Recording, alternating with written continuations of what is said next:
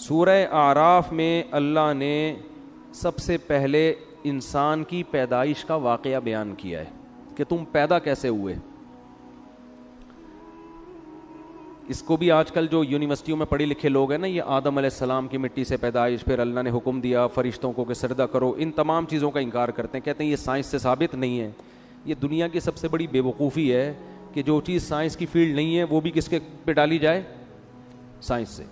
ایک ایسے ہی آج مجھ سے کوئی پوچھ رہا تھا, مفتی صاحب یہ کرونا کی ویکسین کے بارے میں اسلام کیا کہتا ہے.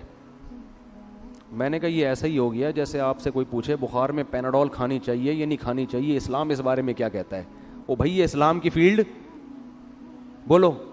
ہاں یہ ہوگی کہ حرام اجزاء ہیں تو حرام ہے, حلال اجزاء ہیں تو پھر کھانی چاہیے کہ نہیں, یہ اسلام نہیں کہے گا. یہ کون کہے گا, یہ ڈاکٹر صاحب کہیں گے. اسلام بھی یہی کہتے ہیں کہ ڈاکٹر سے پوچھو. تو ویکسین یہ مفتیوں کی فیلڈ نہیں ہے. ہاں ویکسین میں کوئی حرام عنصر شامل ہو تو مفتیوں کی فیلڈ ہے, لیکن حرام عنصر اگر نہیں ہے تو پھر کورونا کی ویکسین لگانی چاہیے یا نہیں لگانی چاہیے, یہ مفتیوں کی فیلڈ نہیں ہے, یہ کس کی فیلڈ ہے, ڈاکٹروں کی. اور اس میں جو اجزاء ہیں وہ حلال ہیں یا حرام, یہ ڈاکٹروں کی فیلڈ نہیں ہے, یہ کس کی فیلڈ ہے. ڈاکٹر تو یہ بتائیں گے یہ اجزاء ہیں, اب ان اجزاء پہ حلال کا فتویٰ لگانا ہے یا حرام کا, یہ کس کی فیلڈ ہے, مفتیوں کی. تو ہر چیز سائنس کی فیلڈ نہیں ہوتی. یہ فلاں سن میں یہ واقعہ ہوا تھا یا نہیں ہوا تھا, یہ سائنس کی فیلڈ نہیں ہے, یہ تاریخ دانوں کی فیلڈ ہے. کربلا میں حضرت حسین کا قتل ہوا تھا کہ نہیں ہوا تھا, یہ نیوٹن اور ڈاروین تھوڑی بتائے گا آپ کو, یہ تو مورخین بتائیں گے نا. بہت مشکل ہے. کیا ہو گیا یار, تو ایسے بیٹھے ہوئے ہیں جیسے ابھی بھی روزہ رکھا ہوا ہو رات کے ٹائم پہ. یہ تو مورخین تاریخ دان بتائیں گے. اب جب آدم علیہ السلام پیدا ہو رہے تھے تو کوئی تاریخ دان موجود تھا ہیں کہ کیسے پیدا ہوئے, پھر کیا کیا واقعات ہوئے, ظاہر ہے نہیں تھا. تو اس لیے یہ ڈائریکٹ کون بتاتا ہے, اللہ بتاتا ہے, کیونکہ وہ تو پہلے شخص ہے نا دنیا میں, تو اللہ بتاتا ہے. تو اس لیے اس میں یہ کہنا کہ سائنس میں تو کہیں نہیں لکھا ہوا, تو یہ پاگلوں اور بیوقوفوں والی باتیں ہیں. تو اللہ نے آدم علیہ السلام کا واقعہ بیان کیا کہ وَإِذْ قُلْنَا لِلْمَلَائِكَةِ وَلَقَدْ خَلَقْنَاكُمْ, ہم نے تمہیں پیدا کیا, اور کیسے, مٹی سے, آدم کو. پھر ہم نے فرشتوں کو حکم دیا کہ آدم کو سجدہ کرو. یہ ہمیں دنیا میں جب لایا جا رہا ہے تو ہمیں پروٹوکول دیا جا رہا ہے. اور جو آدم کو نہیں مانتے, جو کہتے ہیں بندر سے انسان بنائے, انہوں نے انسان کو پروٹوکول بولو نہیں دیا. انہوں نے تو انسان کی ایک اتفاقی حادثے کا نتیجہ ہے وہ تو پھر انسان کی قابل عزت تھوڑی ہوا. ہمیں بتایا جا رہا ہے کہ انسان جب دنیا میں آیا بڑے اہتمام کے ساتھ آیا تھا, وہ ایسے ہی نہیں آ گیا. ساری مخلوق نے اس کو, آدم کو سجدہ کیا. شیطان اڑ گیا. اللہ نے کہا کہ تو نے سجدہ کیوں نہیں کیا. قال انا خیر منہ, میں اس سے بہتر ہوں. خلقتنی من نار, تو نے مجھے آگ سے بنایا اور اسے مٹی سے بنایا.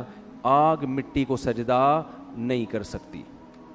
قرآن کہتا ہے, ہم نے کہا فاہبط منہا, دفع ہو جا یہاں سے, نکل جا یہاں سے, تجھے اس کی اجازت نہیں ہے کہ میرے حکم کے سامنے تو تکبر کر. انک من الصاغرین, آج سے تو میری نظر سے گر گیا ہے. بجائے توبہ کرنے کے شیطان نے کہا انظرنی الی یوم یبعثون, اے اللہ مجھے قیامت تک کے لیے زندگی دے دے. اللہ نے فرمایا انک من المنظرین, میں تجھے قیامت سے پہلے موت نہیں دوں گا, کر لے جو کرنا ہے. قال فبما اغویتنی, اے اللہ اس آدم کی وجہ سے تو نے مجھے گمراہ کیا ہے. لأقعدن لهم صراطک المستقیم, جب بھی یہ آدم سیدھے راستے پہ چلے گا میں اس راستے کے سامنے آ کر بیٹھ جاؤں گا, نہیں چلنے دوں گا. یہ جیلسی, حسد, اس کی وجہ سے ہوا, اس کی وجہ سے حسد میں آ گیا. ثم لآتینہم من بین ایدیہم, اے اللہ یعنی چیلنج کر رہے اللہ کو, میں اس کے سامنے سے بھی آؤں گا, اس کے پیچھے سے بھی آؤں گا, دائیں سے بھی آؤں گا, وعن شمائلہم, بائیں سے بھی آؤں گا. ولا تجد اکثرہم شاکرین, اے اللہ ان میں سے اکثر کو تو دیکھے گا کہ وہ تیرے شکر گزار نہیں بنیں گے. 100% کا تو میں چیلنج نہیں کرتا, لیکن اکثریت کو جہنم میں پہنچا کے چھوڑوں گا. کیسے چیلنج کر رہا ہے, یہ نہیں کہہ رہا کہ میں سب کو گمراہ کرنے کی کوشش کروں گا, نہ رزلٹ بتا رہا ہے. یہ ایسے ہے جیسے کوئی آپ کو کہہ کر گئے کہ یار فلاں دہشت گرد ہے, اس سے لڑنا ہے, ایک طریقہ دھمکی کا یہ ہوتا ہے کہ میں اب تو نہیں چھوڑوں گا اس کو. ایک طریقہ ہوتا ہے کہ آپ دیکھ لینا کل صبح اخبار میں اس کی رپورٹ آ جائے گی, یعنی خبر بتا رہے ہوتے ہیں نا کہ بس یہ سمجھو کہ یہ کام ہے بھائی, ہو گیا, بس سمجھو کہ یہ بس آپ نے مجھے کہہ دیا نا کل صبح اخبار میں آ جائے گا وہ. یہ طریقہ ہوتا ہے بڑی دھمکی کا. تو شیطان یہ نہیں کہہ رہا کہ میں سب کو گمراہ کروں گا, شیطان کہہ رہا ہے اللہ میں خبر پیش کر رہا ہوں, لا تجد اکثرہم شاکرین, اکثر لوگوں کو تو دیکھے گا کہ وہ شکر گزار نہیں ہے. اور قرآن کہتا ہے وَلَقَدْ صَدَّقَ عَلَيْهِمْ إِبْلِيسُ ظَنَّهُ, شیطان نے جو دعویٰ کیا تھا نا اس دعوے میں شیطان نے اپنے آپ کو سچا پایا. اکثریت کو شیطان جہنم کا ایندھن بنا چکا ہے. جب شیطان نے یہ کام کیا اللہ نے کہا اخرج منہا مذءوما مدحورا, نکل جا یہاں سے ذلیل ہو کر اور دھتکارا ہوا ہو کر, یعنی بجائے توبہ کرنے کے اور چیلنج پہ چیلنج کر رہا ہے. اور پھر اللہ نے فرمایا لمن تبعک منہم, ٹھیک ہے میں نے تجھے لوگوں میں چھوڑ دیا تو ان کو گمراہ کر, لیکن میں تجھے بتاؤں کہ جو تجھے فالو کریں گے لَأَمْلَأَنَّ جَهَنَّمَ مِنْكُمْ أَجْمَعِينَ, تجھ سمیت ان لوگوں کو تیرے ساتھ جہنم میں ڈال کے جہنم کو میں بھر دوں گا. میں بھی جہنم بھرنے میں بخل سے کام نہیں لوں گا, لیکن میں یہ بات تیری لوگوں کو بتاؤں گا ضرور کہ وہ تمہارے پیچھے پڑا ہوا ہے. اس کے بعد اللہ نے آدم علیہ السلام سے, ادھر تو اللہ کا مکالمہ کس سے چل رہا ہے بھائی, شیطان سے, چل جا تجھے مہلت دی, پنجا آزما تو جا کے. ادھر اللہ نے آدم علیہ السلام سے خطاب کیا وَيَا آدم, اور اے آدم اسکن انتا وزوجک الجنہ, تو اور تیری بیوی دونوں کہاں زندگی گزارو, جنت میں, جنت میں عیش و عشرت کرو. اور فَكُلَا مِنْ حَيْثُ شِئْتُمَا, تم دونوں کو میں کہہ رہا ہوں پوری جنت تمہارے لیے میں نے حلال کر دی, جہاں سے کھاؤ چاہو کھاؤ پیو. وَلَا تَقْرَبَا هَٰذِهِ الشَّجَرَةَ, یہ والا جو درخت ہے کھانا تو دور کی بات, اس کے قریب بھی مت جانا, اس کے قریب بھی مت جانا. فَتَكُونَا مِنَ الظَّالِمِينَ, دونوں ظالمین میں سے ہو جاؤ گے. فوس شیطان آ گیا, اس نے کیسا ہوشیار ہے, چلو پہلے آدمی کو چھوڑ دیتا, یہ کل سے میں اپنا کام ابھی تھوڑا ریسٹ کر لوں, ابھی تو دھمکیاں ومکیاں چلی ہیں, ذرا ایک ہفتہ ریسٹ کرتا ہوں, تھوڑا آرام کرتا ہوں, اس کے بعد پھر جو ہے کوشش کریں گے. ویژنری لوگ جو ہے نا وہ ریسٹ نہیں, چاہے اچھا ویژن ہو چاہے برا ویژن, اس سے پتہ چلتا ہے. اور شیطان اس میں کامیاب بھی ہوا. قرآن کہہ رہے اکثریت کہاں جائے گی, جہنم میں.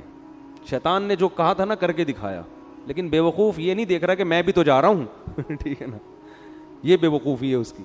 اس نے کہا کوئی بات نہیں, ہم بھی جائیں گے, ان کو بھی لے کے مریں گے.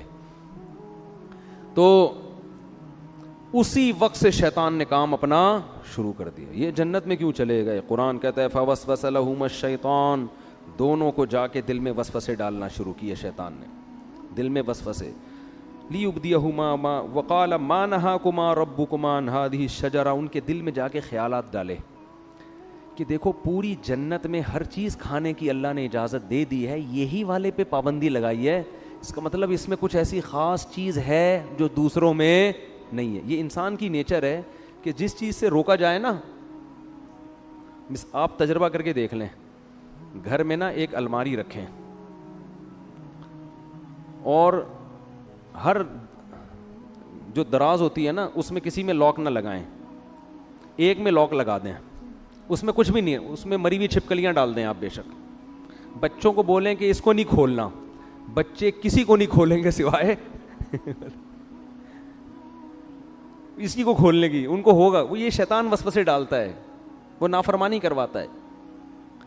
اب آدم علیہ الصلوۃ والسلام کے دل میں اور اماں حوا ان کی زوجہ, دونوں کے دل میں شیطان نے وسوسہ ڈالا اور کہنے لگا ما نہاکما ربکما عن ہذہ الشجرہ, دیکھو اس درخت میں کچھ تو ہے, اللہ چاہتا ہے کہ تمہیں جنت تو ملے لیکن وقتی عارضی, موت تو ہے نا, وہ تو یہاں بھی مرو گے تم. تو لگتا ہے کہ اس درخت میں ایک چیز ہے کہ یہ درخت کھاتے ہی ہمیشہ زندگی, موت, یہ ایسی ویکسین لگ جائے گی یہ کرونا سے حفاظت کی ویکسین ہے, اور کرونا نہیں بلکہ یہ موت سے حفاظت کی کیا ہے, ویکسین ہے. یہ کھاتے ہی موت پروف ہو جاؤ گے. اور دوسری بات فرشتے بن جاؤ گے جن کی ہزاروں سال عمریں ہوتی ہیں. تو یہ چکر ہے. قرآن کہتا ہے ایسے دل میں بار بار بار بار. اب پیغمبر جو ہے نا ان کے بارے میں پوری امت کا اجماع ہے, ان سے صریح نافرمانی نہیں ہوتی. البتہ یہ ضرور ہے کہ ان سے اجتہادی غلطی ہو جاتی ہے. تو علماء کہتے ہیں کہ آدم علیہ السلام کے دل میں خیال آیا اور اماں ہوا کہ اللہ نے یہ والا درخت منع کیا ہے نا, تو یہی درخت وہاں بھی اگا ہوا ہے, وہاں بھی اگا ہوا ہے, تو وہاں سے کھا لیتے ہیں, کیونکہ اللہ نے تو حاضی ہی کہا تھا یہ والا. حالانکہ اللہ کی مراد یہ تھی کہ یہ کا مطلب پوری جنت میں کہیں بھی یہ والا درخت نہیں کھانا. تو آدم علیہ السلام نے تعویل کر لی, اماں ہوا نے بھی, یہ والا کا ہے وہ والا تھوڑی کا ہے. اور شیطان وسوسے ڈال رہا ہے کہ کھا لو بھائی, کھا لو بھائی. جا کے قرآن کہتا ہے فلما ذاق الشجرہ, کھانا تو دور کی بات, ابھی زبان پہ پھل کو رکھا اور چکھا ہی تھا, فوراً اللہ کی طرف سے پہلا عذاب کیا آیا, وطفقا بدت لہما سوآتہما, اللہ نے دونوں سے جنت کا لباس چھین لیا, دونوں برہنہ ہو گئے. وطفقا یخصفان علیہما من ورق الجنہ, اور شرم کی وجہ سے جلدی جلدی جنت کے درختوں کے پتوں کو اپنے اوپر ڈالنے لگے. دیکھو دونوں میاں بیوی تھے اور میاں بیوی کا آپس میں کوئی پردہ نہیں ہوتا. اس کے باوجود اس سے پتہ چلتا ہے کہ حیا کا تقاضا ہے کہ نارملی عام حالات میں میاں بیوی لباس کے اندر رہیں, ایک دوسرے کے سامنے اپنے سطر کو ظاہر مت کریں. اس سے آپ اندازہ لگاؤ کہ جو ہماری لبرل خواتین جو کسی کی بیوی بھی نہیں ہیں, غیر محرم مرد کے سامنے نارمل حالات میں نیم برہنہ لباس پہن کے گھومتی ہیں, قرآن کی نظر میں وہ کس قدر بے حیا ہیں. یعنی بیوی کو بھی کہا جا رہا ہے کہ نارمل حالات میں جب میاں بیوی کا کوئی ریلیشن نہ ہو اس وقت تو نارمل پراپر ڈریس میں ہونا چاہیے, حالانکہ میاں بیوی کا کوئی پردہ نہیں ہے, لیکن یہ حیا کا تقاضا ہے. اور وہ عورت جو کسی ایسے مرد کے سامنے اپنے جسم کو ظاہر کرتی ہے جو اس کا شوہر بھی نہیں ہے اور نارملی اس ڈریس میں گھومتی ہے, اسکرٹ پہن کے گھوم رہی ہیں, سلیو لیس کپڑے پہن کے گھوم رہی ہیں, اس کا مطلب یہ لوگ آدم علیہ السلام اور اماں ہوا کی نیچر پر نہیں ہیں, انہوں نے اپنی خاندانی پرمپرا کو چھوڑ دیا ہے. اصل تو ہمارا خاندان آدم اور ہوا والا ہے نا, یہ اپنے کلچر کو فالو نہیں کر رہے, یہ آدم اور ہوا کی نیچر پہ نہیں ہے, یہ فطرت پہ نہیں ہے یہ لوگ. تو فطرت اس کا تقاضا کرتی ہے کہ میاں بیوی بھی عام حالات میں نارمل حالت میں وہ ایک دوسرے کے سامنے اپنے جسم کو ظاہر کرتے ہوئے شرم محسوس کرتے ہیں. تو اب القرآن کہتا ہے فطفقا یخصفان علی وناداہما ربہما, فوراً رب نے ان دونوں کو پکارا, الم انہکما عن تلکما الشجرہ, کیا میں نے تم دونوں کو منع نہیں کیا تھا یہ درخت مت کھانا, وَأَقُلْ لَكُمَا إِنَّ الشَّيْطَانَ لَكُمَا عَدُوٌّ مُّبِينٌ, کیا میں نے کہا نہیں تھا کہ شیطان تمہارا دشمن ہے. اس سے پتہ چلتا ہے کہ اللہ تعالیٰ یہ واقعہ آدم علیہ السلام کو بھی سنا چکے تھے کہ دیکھ آدم, سب نے سجدہ کیا ہے, شیطان نے نہیں کیا, اور یہ تمہیں اور تمہاری بیوی کو گمراہ کرے گا. اب دیکھو ہوا کیا ہے, شیطان کو اللہ نے کہا تھا نا کہ سجدہ کیوں نہیں کیا, شیطان نے فوراً لاجک پیش کرنا شروع کر دی, میں بہتر اور یہ کیا ہے, یہ مجھ سے کمتر ہے. لیکن آدم علیہ السلام نے یہ کام نہیں کیا. آدم علیہ السلام نے یہ نہیں کہا کہ اللہ میں جنت میں آیا ہوں, تو نے یہ والا کہا تھا, میں نے وہ والا کھایا, یہ والا تھوڑی کھایا. جیسے بچے نہیں فوراً شروع کر دیتے ہیں, فوراً عذر پیش کرنا شروع کر دیتے ہیں, میں نے یہ والا تھوڑی, میں نے تو وہ والا کھایا ہے. اور دوسری بات یہ کہ ایک دفعہ کھا لیا نا, ابھی کھایا کہاں ہے, وہ تو چکھا ہی تھا ٹھیک ہے نا, کھایا کہاں ہے, ابھی تو زبان پہ رکھا تھا, کھانے دیا کہاں تو نے. دوسری بات یہ کہ اللہ جب تو نے پوری جنت میرے لیے حلال کر دی تو ایک درخت پہ پابندی لگانے کا کوئی فلسفہ میری سمجھ میں آتا ہے نہیں. ٹھیک ہے آئندہ میں احتیاط کروں گا, نہیں کھاؤں گا, لیکن یہ مائنڈ میں آنے والی بات ہے نہیں آ رہی بات. آج یہی ہو رہا ہے نا, شریعت عورت کو حکم دے رہی ہے پردہ کرو. خواتین کہتی ہیں ایکچولی پردے کی معاشرے میں ضرورت کیا ہے, مرد کی آنکھوں میں حیا ہونی چاہیے. یہ ان لوگوں کا کام ہے جن کے دلوں میں خدا کا خوف نہیں ہے, جیسے کہ شیطان کے دل میں نہیں تھا. اللہ نے حکم دیا, نبی نے حکم دیا داڑھی بڑھاؤ, رکھ لو بھائی داڑھی, نہیں رکھتے توبہ استغفار کرو, نہیں. ایکچولی وہ تو اس دور کا کلچر تھا, ایکچولی وہ تو یوں تھا, ایکچولی وہ تو یوں. اسلام کو داڑھی میں تھوڑی پورا اسلام رکھا ہوا ہے. اصل تو انسان کا کردار اچھا ہونا چاہیے, اخلاق اچھے ہونے چاہیے, دل نہ دکھاؤ. اور بھائی داڑھی رکھنا فرض ہے. اللہ نے موسیٰ علیہ السلام کو کوہ طور پہ بلا کے حکم دیا تھا کہ یہودیوں سے کہیں داڑیاں رکھیں, داڑھی مت کٹائیں. ہمارے نبی کی بخاری مسلم کی حدیث ہے, یہود و نصارہ کی مخالفت کرو, داڑھی بڑھاؤ. تمام پیغمبروں کی داڑیاں تھیں, تمام پیغمبروں کی. لیکن آپ دیکھ لو ہمارا لبرل طبقہ ایکچولی یوں ہے, اچھے دل میں ہو, داڑھی اندر ہونی چاہیے, اندر نہیں باہر بھی ہونی چاہیے داڑھی. اندر کا کوئی فائدہ نہیں ہے, باہر داڑھی پراپر ہونی چاہیے. نہیں رکھی جاتی توبہ استغفار کرو, اللہ سے مانگو, اللہ کے حکم کو تبدیل مت کرو. تو ہر چیز میں ایسا ہی ہو رہا ہے کہ پردے کے معاملے میں آپ دیکھ لو, اور دوسری شادی میں بھی یہی ہو رہا ہے. بات آ گئی ہے تو جلدی سے تھوڑی سی کر کے نکلتا ہوں آگے. بھائی 4 شادیوں کی اللہ نے مرد کو اجازت دی ہے کہ اگر وہ عدل کر سکتا ہے تو کرے. ایکچولی وہ اصل میں وہ تو اس دور میں جنگوں میں مرد اتنے شہید ہو جاتے تھے. ایکچولی اس دور میں آدمی میں کہاں, بھائی اللہ کا اجازت ہے تو اس کا مطلب اجازت ہے. کسی کا باپ بھی اس اجازت کو ختم نہیں کر سکتا. جاؤ ایسی کی تیسی, ہے تو ہے, اس میں کون سی شرمندگی کی بات ہے بھائی. اللہ نے اجازت دی ہے, دیٹس آل. عدل کرنا نہ کرنا اس کی ذمہ داری ہے نا, جو کر رہا ہے. نہیں کرے گا تو اللہ پکڑے گا اس کو. ہر چیز میں اسلام نے حکم دیا جلدی شادی کرو بالغ ہوتے ہی. ایکچولی اس دور میں اتنے مسائل ہیں, ایکچولی بچہ نہ سمجھی, شادی کوئی گڑیوں کا, یہ باتیں ہو رہی ہوتی ہیں معاشرے. ابھی میرا وہ کلپ آیا ہے, لوگوں نے اس کو بھی ایک مزاحیہ اس میں لے گئے کہ اللہ کرے مفتی طارق مسعود صاحب وزیر اعظم بن جائیں. میں نے کہا نا میں وزیر اعظم بنا تو میں ڈنڈے سے مار کے شادیاں کراؤں گا. تو نیچے لوگوں نے کہا اللہ کرے جلدی سے میرے وزیر اعظم بننے کا انتظار مت کرو, ویسے ہی کر لو. سمجھ رہے ہو کہ نہیں سمجھ رہے؟ تو نہیں کرتے کوئی بات نہیں ہے, لیکن مانو تو نا. تو جو بھی اللہ کو, سود حرام ہے, خام میں اس پہ حلال کا لیبل مت لگاؤ سود پر. انشورنس جوا اور غرر ہے, یہ حرام ہے, چاہے انسانیت کو فائدہ ہی ہو رہا ہو. اللہ نے منع کر دیا بھائی, خمر میسر والمیسر والانصاب والازلام, یہ خرید و فروخت کا, تجارت کا جائز طریقہ نہیں ہے. حج آپ کو زندگی میں ایک بار کرنا پڑے گا. حج کے پیسے کسی غریب کو کھلاؤ گے تو حج ادا نہیں ہوگا. قربانی سے ہوگی. لوگ کہتے ہیں قربانی کے پیسے سے کسی لڑکی کو جہیز دے دو, جہیز دینے سے جہیز کا ثواب مل جائے گا. قربانی جب حضرت اللہ نے ابراہیم علیہ السلام کو کہا تھا نا بچے کو ذبح کرو, تو ابراہیم علیہ السلام نے یہ نہیں کہا تھا کہ اللہ اس سے بہتر ہے کہ میں کسی بیوہ کی شادی کرا دوں. بھائی یہ کیسا حکم دے رہے بچے کو ذبح کرو. اے اللہ میں کسی غریب کو جہیز دلا دیتا ہوں. اے اللہ میں ایک ہسپتال کھول لیتا ہوں جس میں غریبوں کا فری علاج ہوگا.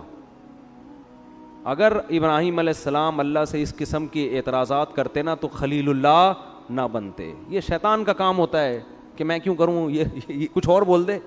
اللہ اس وقت شیطان سے کہتے کہ چل تو سجدہ نہیں کر رہا, نہیں کر, تو 1 کروڑ رکعت کی نیت باندھ لے. شیطان فوراً باندھ لیتا. فوراً کیا کرتا بولو, باندھ لیتا. اللہ اس سے کہتے ٹھیک ہے تو غریب جنات کو کھانا کھلا. وہ بھی جن تھا نا, تو غریب جنات کو کیا کھلا, کھانا. شیطان دبا کے کھلاتا کیونکہ وہ بڑا عبادت گزار تھا. اس نے کہا سب کچھ کرنے کے لیے تیار ہوں, لیکن یہ حکم میری کھوپڑی میں آتا نہیں ہے. یہ جمعہ 8 دن آدم میرے سامنے پیدا ہوا ہے, میں پرانا عبادت گزار, کب سے عبادت کر رہا ہوں, میں اس کو سجدہ کروں. یہ بات ساڑھی عقلچ بولو نہیں آتی. یعنی اللہ کو سمجھائے گا کہ تو نے, اب یہ دیکھو لوگ کہتے ہیں نا لڑکی کا آدھا حصہ کیوں ہے, لڑکے کا ڈبل کیوں ہے. اس کا مطلب آپ اللہ کو مشورے دے رہے ہو کہ اس نے بہن کا آدھا کیوں رکھا اور بھائی کا ڈبل کیوں رکھا. خواتین سے ہم کہتے ہیں مرد گھر کا سربراہ ہے, آپ کو اس کی اطاعت کرنی ہے. خواتین کہتی ہیں کیوں, فوراً کہتی ہیں کیوں, یہ اس میں کیا ہے, یہ اس کو میں سربراہ مانوں, میں اس کی اطاعت کروں, یہ مجھ سے پوچھ کے گھر سے باہر جاتا ہے جو میں اس سے پوچھ کے جاؤں. بھائی مرد کو اللہ نے پابند نہیں کیا ہے کہ وہ بیگم کو جہاں بھی جائے بتا کے جائے. عورت کو پابند کیا ہے کہ جب وہ گھر سے نکلے گی میاں کو بولو بتا کے جائے گی. ہاں مرد بھی اگر بتا کے جاتا ہے تو ایک اچھا میاں کہلائے گا وہ مارکیٹ میں, جو آج کل شارٹ ہیں. اچھی بات ہے, اخلاق کا تقاضا ہے, جہاں جا رہے ہو بتا دو, کوئی غلط, کوئی بم پھاڑنے تھوڑی جا رہے ہو, کوئی چرس پینے تھوڑی جا رہے ہو, دوستوں میں جا رہے ہو, بتا دو بیگم میں ذرا بیٹھا ہوا ہوں. اخلاق کا تقاضا اور لیکن قانون کیا ہے کہ رخصتی عورت کی ہوتی ہے, آدمی کی نہیں ہوتی, وہ باؤنڈری ہے.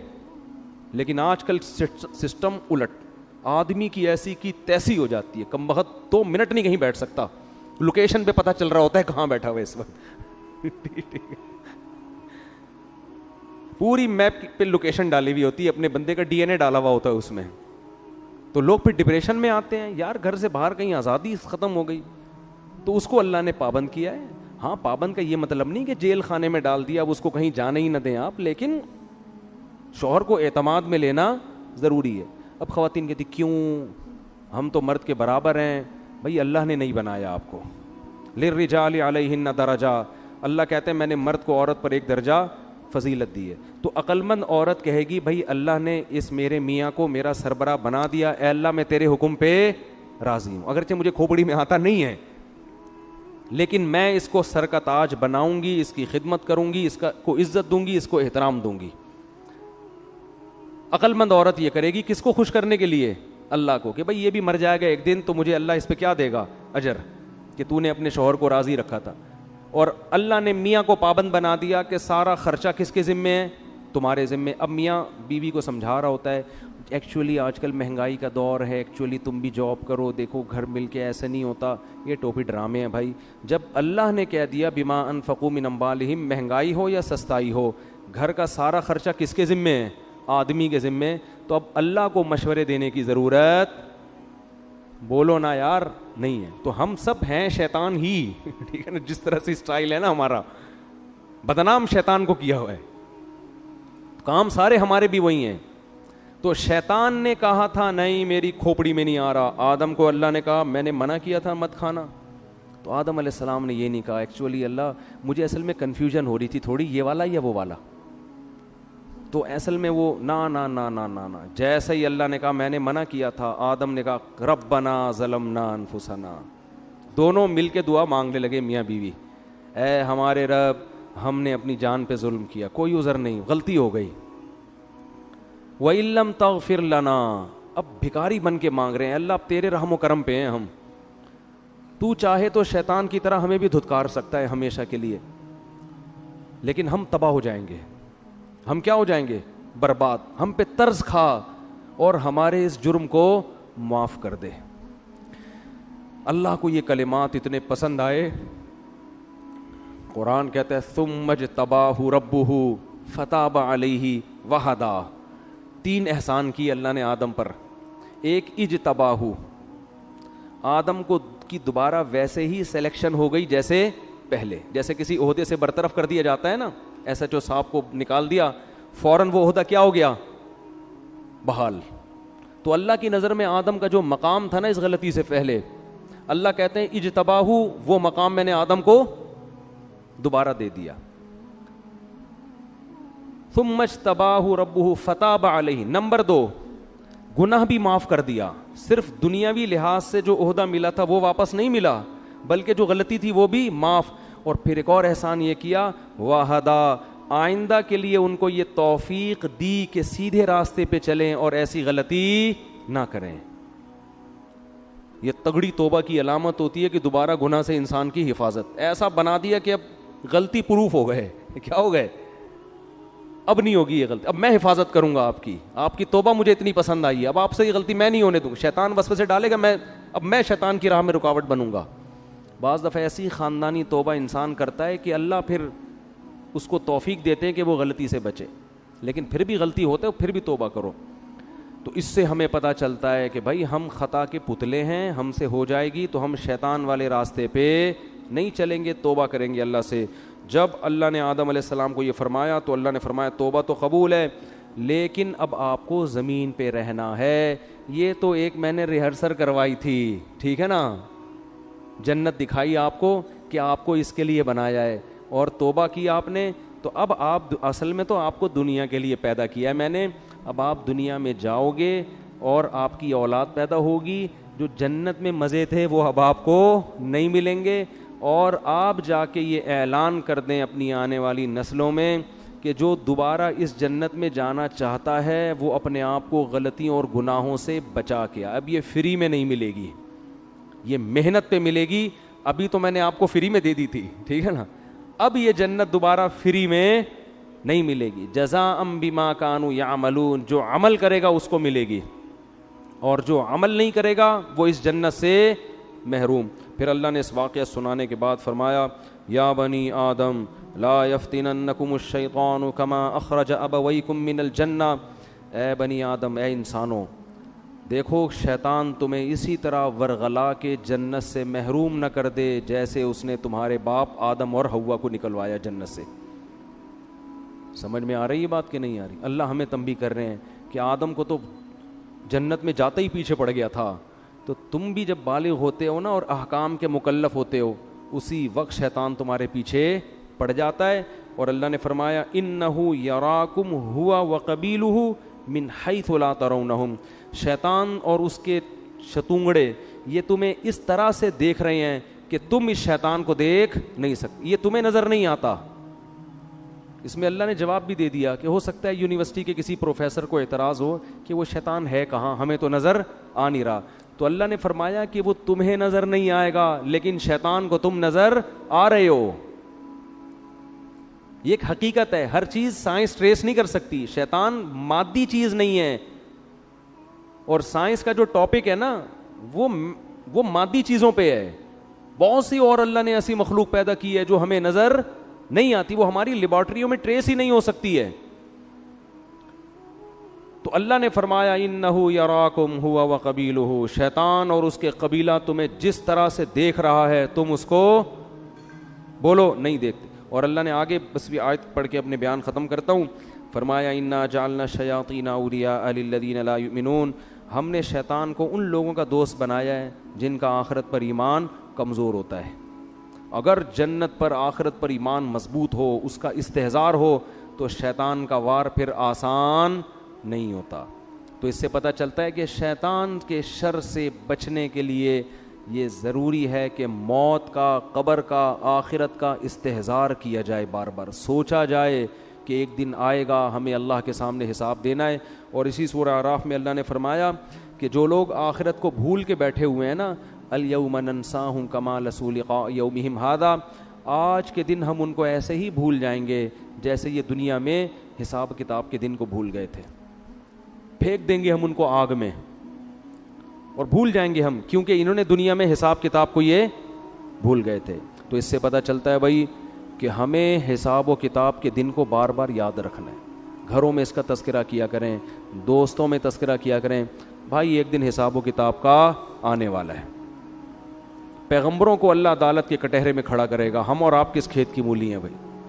تو بار بار جب اس کا استحضار ہوگا نا بھائی حساب کتاب, یہ آپ کو موٹیویٹ بھی کرے گا اور غموں سے نجات بھی دے گا. کسی نے آپ پہ ظلم کیا, پیسے لے کے بھاگ گیا, اب وہ میرے انگوٹھے جو ہوتے ہیں وہ سبزی والے کے جو انگوٹھے میں لے کے بیٹھا ہوا تھا, مجھے تسلی کس سے ہوئی بھائی ایک دن حساب و کتاب کا آنے والا, مل جائیں گے آخرت میں وہ سبزی والا, بولو ملے گا. میں بولوں گا بیٹا کہاں ہے پیسے نکال. اب پیسے تو نہیں ہوں گے, اپنی نمازیں دے دے مجھے, ٹھیک ہے نا, میرے گناہ اپنے اوپر لاد لے. تو یہ حساب و کتاب, کوئی بھی کسی پہ ظلم کر رہا ہے, اللہ کہتے ہیں لا تحسبن اللہ غافلا عما یعمل الظالمون, ظالمین جو کچھ کر رہے ہیں اللہ کو اس سے غافل مت سمجھو. انما یؤخرہم لیوم تشخص فیہ الابصار, اللہ ایسے دن کے لیے مہلت دے رہا ہے جس میں آنکھیں کھلی کی کھلی رہ جائیں گی. تو ایگریمنٹ توڑنا طاقتور کے لیے بہت آسان. تو اللہ قرآن میں کیا فرماتے ہیں کہ لا تحسبن اللہ غافلا, فرعون نے کیا کچھ نہیں کیا تھا. تو اللہ فرماتے ہیں دنیا میں کہیں بھی کسی پہ ظلم ہو رہا ہے تو اللہ کو غافل مت سمجھو. پھر اے اللہ تو حساب لیتا کیوں نہیں ہے؟ اللہ فرماتے ہیں یوم تشخص یؤخرہم, ہم نے ایک ٹائم متعین کیا ہوا ہے. حلیم ہے اللہ, بردبار ہے, جلد باز نہیں ہے. فوراً اگر ہو تو پھر تو سارے انسان کے بچے بن جائیں. کیا خیال ہے بھائی؟ پھر آزمائش تھوڑی ہو, ادھر کوئی زنا کرے ادھر چھت گر جائے اس کے اوپر تو فوراً لوگ زنا چھوڑ دیں. یار ادھر جرم کرو فوراً سزا ملتی ہے. نا نا نا, قرآن کہتا ہے سزا کے لیے ایک دن ہم نے متعین کیا ہوا ہے. اللہ تعالیٰ سے دعا ہے اللہ سمجھنے کی اور عمل کرنے کی توفیق عطا فرمائے. وما علینا الا البلاغ.